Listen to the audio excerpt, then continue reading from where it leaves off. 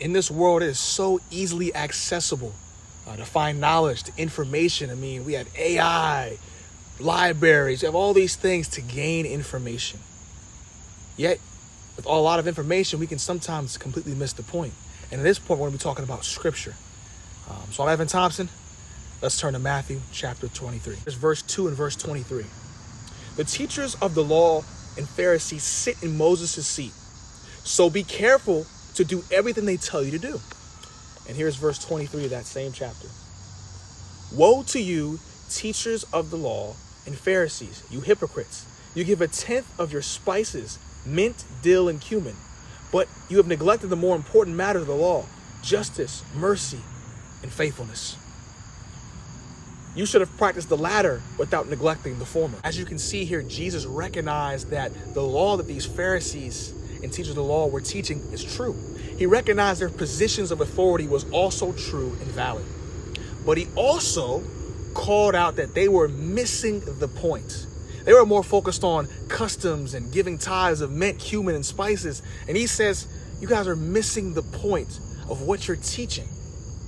What you guys are really supposed to be focusing on is, as he said, the more important everlasting things, justice, mercy, and faithfulness. And why is this more important? Because these things directly reflect the Father, directly reflect God. We know that God's good and perfect character and good and perfect principles will never fade away. And we know that those who live like this advocate that they are true children of God because of who they are, how they treat one another, and obey Jesus Christ. You're asking, well, what were the Pharisees seeking and what is their inheritance for what they do?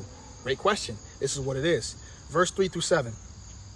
But do not do what they do, for they do not practice what they preach. They tie up heavy, cumbersome loads and put them on others, people's shoulders. But they themselves are not willing to lift up a finger to move them.